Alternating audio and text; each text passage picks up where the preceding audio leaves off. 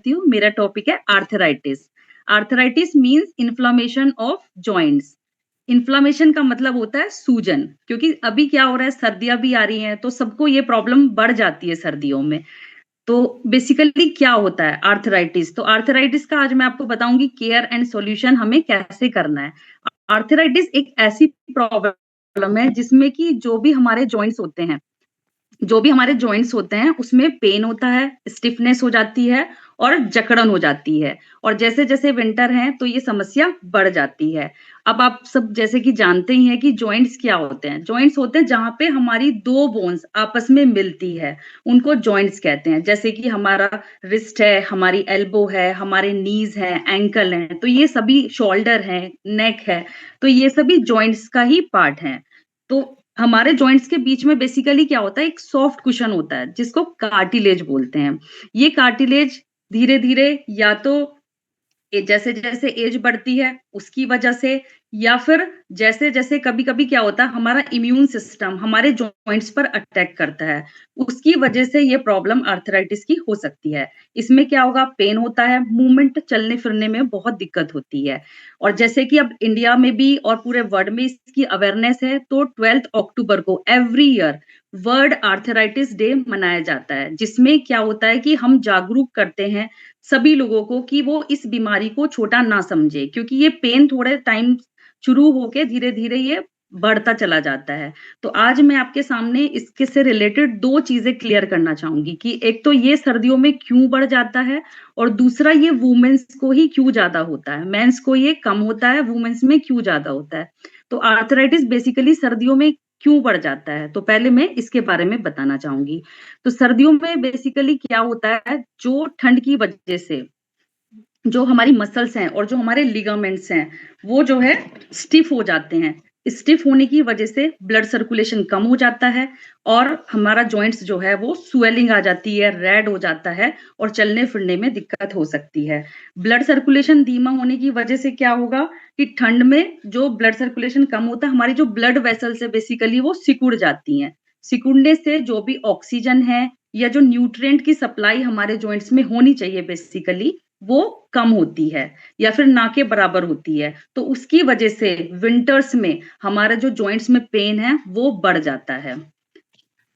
Arthritis को हम बोलते हैं कि ये विंटर की वजह से नहीं होता, लेकिन विंटर में इसकी समस्या बढ़ जाती है क्योंकि ब्लड सर्कुलेशन की प्रॉब्लम हो जाती है।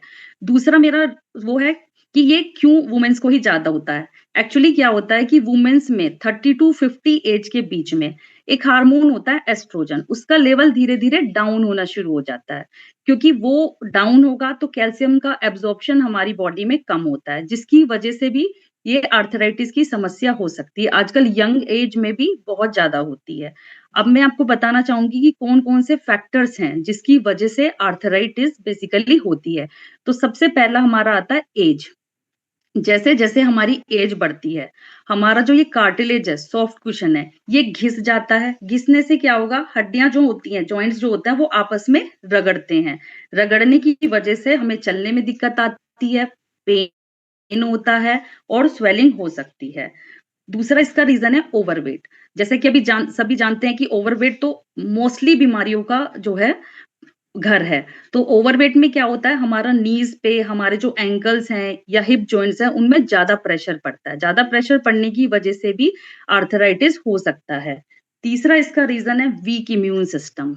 जब हमारी इम्यूनिटी वीक होती है या कई बार क्या होता है कि हमारा इम्यून सिस्टम जब अपने ही जॉइंट्स को अटैक करता है तो उस टाइम पे भी ये समस्या हो सकती है। उसके बाद आता है ओल्ड इंजरी।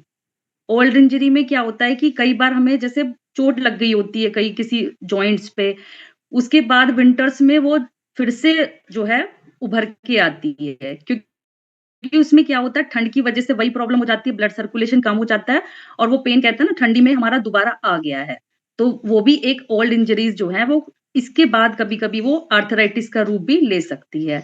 उसके बाद फिफ्थ जो फैक्टर है वो आती है जेनेटिक्स या फैमिली हिस्ट्री। जिसके घर में दादी नानी को ये समस्या होती है तो उनको ये प्रॉब्लम होने के चांसेस बढ़ जाते हैं। या फिर कई बार इन्फेक्शन की वजह से भी आर्थराइटिस होने की जो है समस्या चांसेस बढ़ जाते हैं। अब मैं आपको बताना चाहूंगी कि आर्थराइटिस कितने तरीके की होती है। बेसिकली इंपॉर्टेंट तो 2-3 होती हैं, लेकिन आज मैं आपको बताऊंगी कि आर्थराइटिस 5 टाइप्स की होती हैं। सबसे पहला होता है osteo arthritis. Osteo arthritis basically ये मोस्ट कॉमन टाइप की आर्थराइटिस है और ये ओल्ड एज में ज्यादा होती है। मैंने जैसे बताया कि जैसे जैसे लेडीज मीनोपोजल की तरफ जाती है, हार्मोनल लेवल डाउन होता है, कैल्शियम एब्जॉर्प्शन कम होता है, तो ये भी एक रीजन है। तो ओस्टियो आर्थराइटिस बेसिकली जब एज बढ़ती है तो घुटने में जो ग्रीस है वो कम होने लगता है, कार्टिलेज पतला हो जाता है, बोन्स रगड़ने लगती है, जिसकी वजह से ये ओस्टियो आर्थराइटिस हो जाती है और चलने फिरने में प्रॉब्लम होती है। बेसिकली ये कहाँ होती है? नीज में होती है, हिप्स में होती है। मोस्ट कॉमन टाइप की आर्थराइटिस है। उसके बाद सेकंड आता है रिमेटॉइड आर्थराइटिस।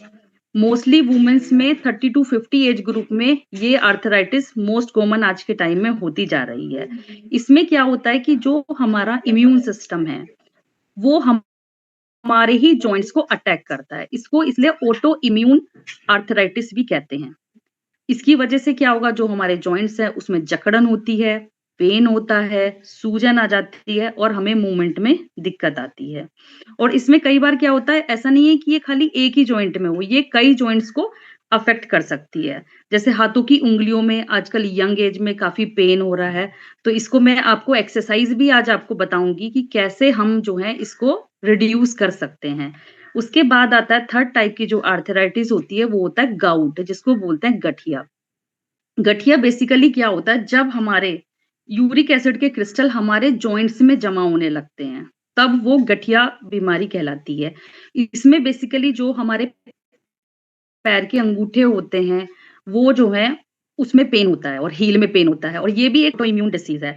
और जब ये क्रिस्टल ज्यादा बढ़ जाते हैं तो कई बार ये हमारी किडनीज वगैरह को भी इफेक्ट करते हैं, जिसकी वजह से ये प्रॉब्लम होती है।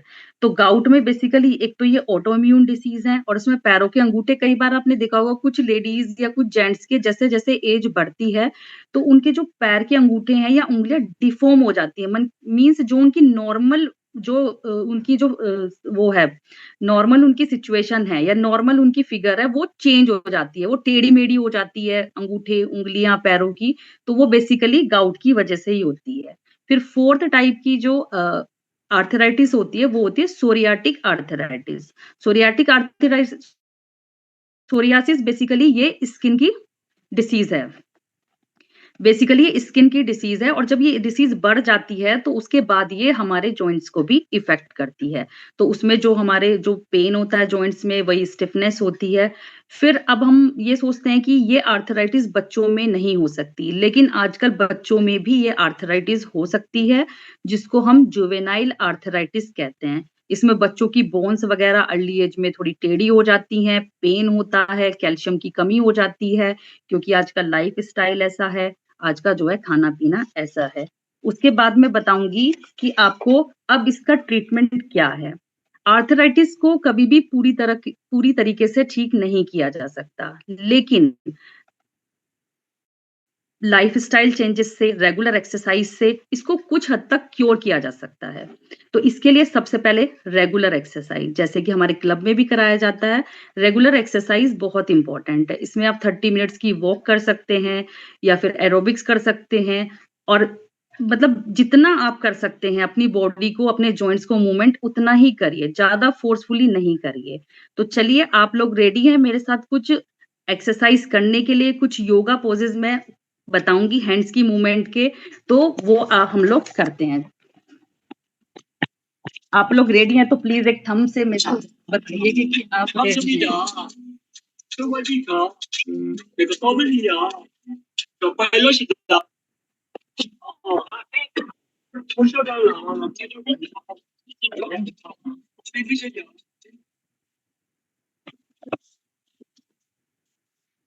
क्या होगा ये? यस, आप सब रेडी हैं?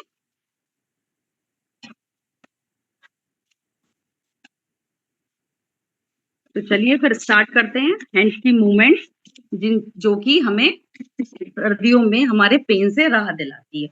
तो सबसे पहले, जिनको भी कोई आर्थराइटिस प्रॉब्लम है, हैंड्स में पेन है, फिंगर्स में पेन है, एल्बो में पेन है, शोल्डर में पेन है, तो उसके लिए सबसे पहले आप सुबह उठ के 5 या 10 मिनट अपनी बॉडी को दीजिए। आप ऐसा नहीं है कि आप उठे सोने के बाद और आप तुरंत ही काम में लग गए। नहीं, पहले आपकी बॉडी चाहती है क्योंकि जैसे-जैसे एज बढ़ती है, हम लोगों की कैपेसिटी, पावर थोड़ी घटती जाती है।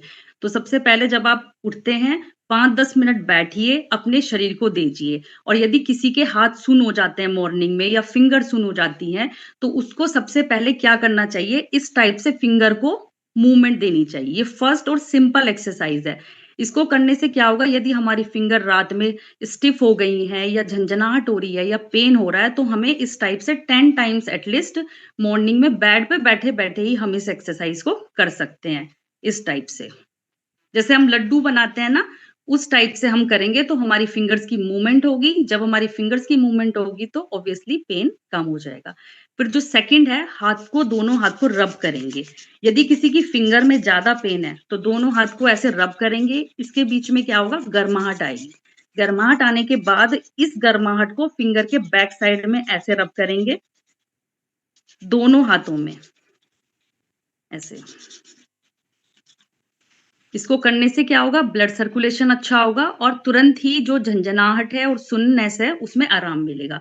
जो तीसरी एक्सरसाइज़ है, हम क्या करेंगे, तीसरी एक्सरसाइज़ में दोनों हाथों को अपने ऐसे खोल लेंगे और सर्कुलर मूवमेंट में अपने हाथों को मुट्ठी बना के ऐसे घुमाएँगे। पहले क्लॉकवाइज़ घुमाएँगे 5 टाइम्स, उसके बाद फिर एंटी क्लॉकवाइज़ घुमाएँगे ऐसे। तो इससे क्या होगा, जो हमारी रिस्ट में पेन है या स्टिफनेस है वो कम होती है। उसके बाद जो नेक्स्ट एक्सरसाइज करेंगे, हम ऑल्टरनेट उससे हाथों को शोल्डर पे टच करेंगे। ये पूरे शोल्डर की और हैंड की मूवमेंट है। इससे भी सर्दियों में हमें बहुत फ़ायदा मिलता है। एट लीस्ट 10 टाइम्स करेंगे हम दोनों हाथों से, लाइक दिस। उसके बाद दोनों हाथों को एक साथ करेंगे, 5-5 टाइम्स ही करते हैं हम, लाइक दिस। उसके बाद साइड में करेंगे 5 टाइम्स, 3, 4, 5। उसके बाद अप साइड 1, 2, 3, 4, 5। तो आप जब इस एक्सरसाइज को कर रहे हैं तो आप फील कर रहे होंगे कि पूरा हाथ और आपके पूरे शोल्डर इन्वॉल्व हैं। उसके बाद शोल्डर की रोटेशन करेंगे 5 टाइम्स, लाइक दिस। फिर डाउन साइड 2, 3, 4, 5। फिर कुछ स्ट्रेचिंग करेंगे। जैसे ये वाली एल्बो को, मतलब लेफ्ट हैंड की एल्बो को राइट हैंड की एल्बो से पीछे पुल बैक करेंगे इसको ऐसे। तो इससे जितने भी यहाँ के जॉइंट्स हैं, ये शोल्डर के जॉइंट्स हैं, चेस्ट वाले हैं, ये सब स्ट्रेच होंगे। तो ये बेसिकली हमारे हैंड्स की मसल्स को एक्टिवेट करने के लिए है, नर्व्स को।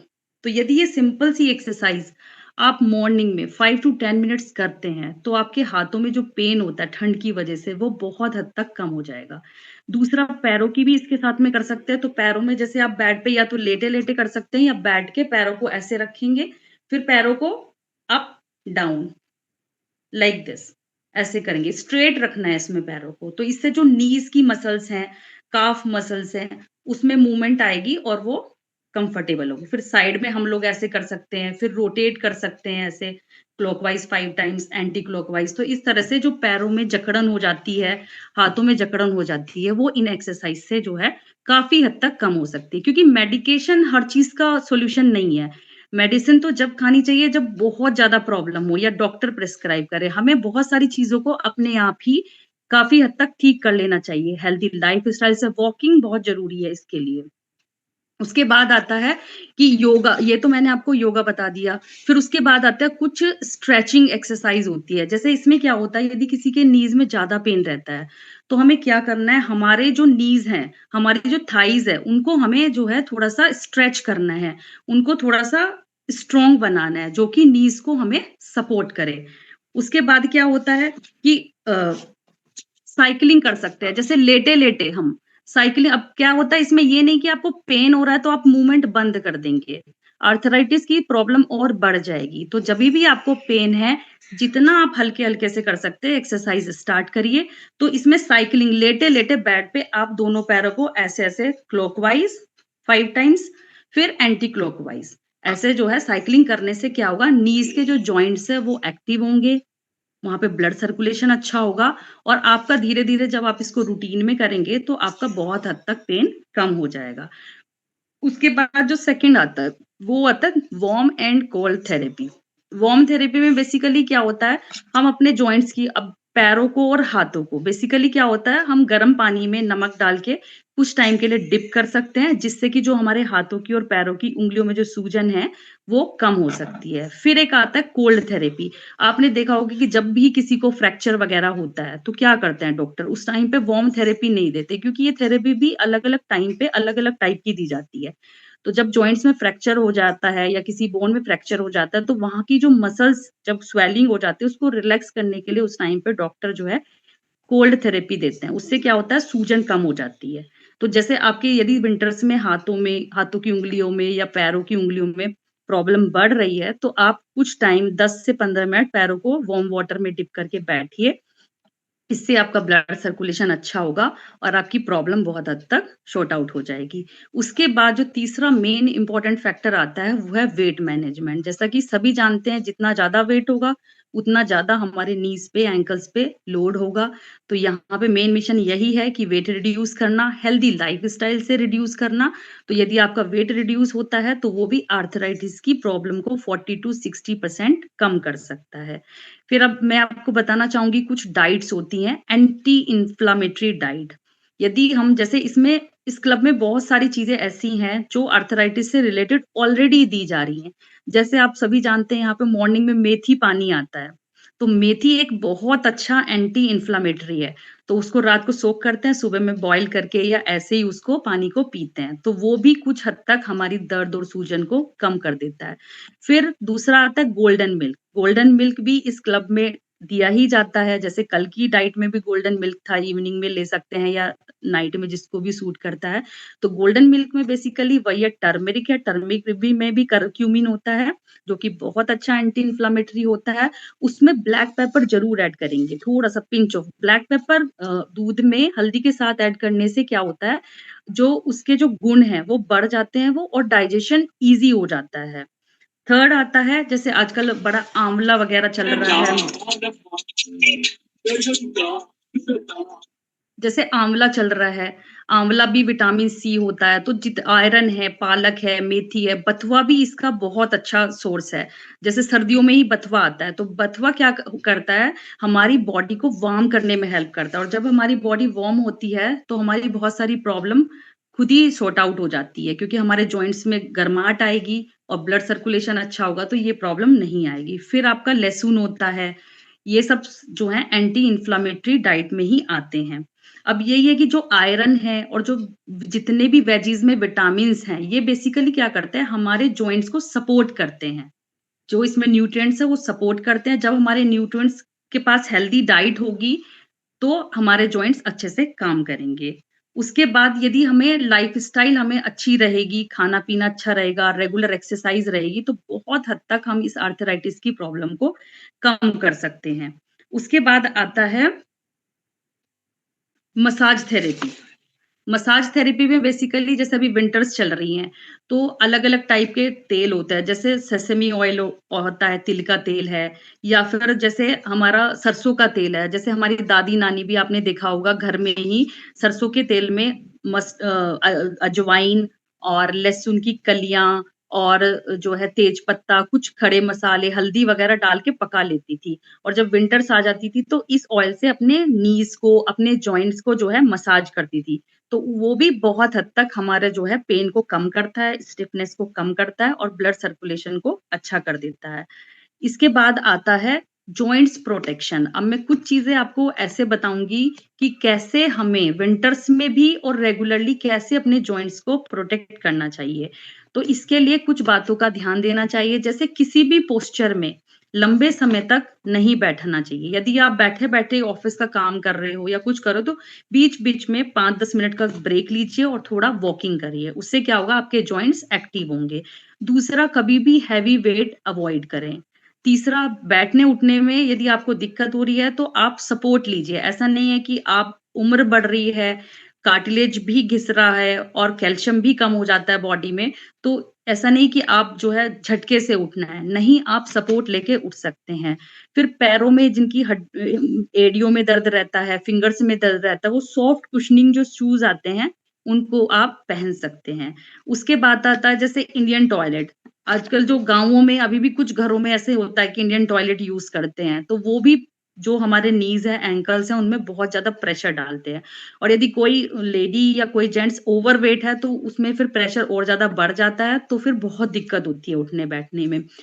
एक और इसमें इम्पोर्टेंट चीज़ है, जैसे अभी विंटर्स हैं और पेन थोड़ा बढ़ जाता है नीज़ वगैरह में, तो उसके लिए आप नी कैप आती है ना, नी कैप पहन के वॉक करिए। उससे नी कैप पहनने से क्या होगा कि आपके जो नीज़ हैं, उसमें सपोर्ट रहेगी। जब आप चलेंगे तो जर्क नहीं लगेगा और आपको वो थोड़ा-सा वार्म्थ रखेंगे आपके नीज़ को और पेन को कम करेंगे। तो आप थोड़ा कंफर्टेबली चल पाएँगे। क्योंकि यहाँ पे मूवमेंट को रोकना नहीं है, ना हाथ की मूवमेंट को रोकना है, ना बॉडी की मूवमेंट को रोकना है। यदि आपको आर्थराइटिस को रोकना है, तो चलते जाना है। मीन्स कुछ ना कुछ एक्टिविटी करते ही रहना है।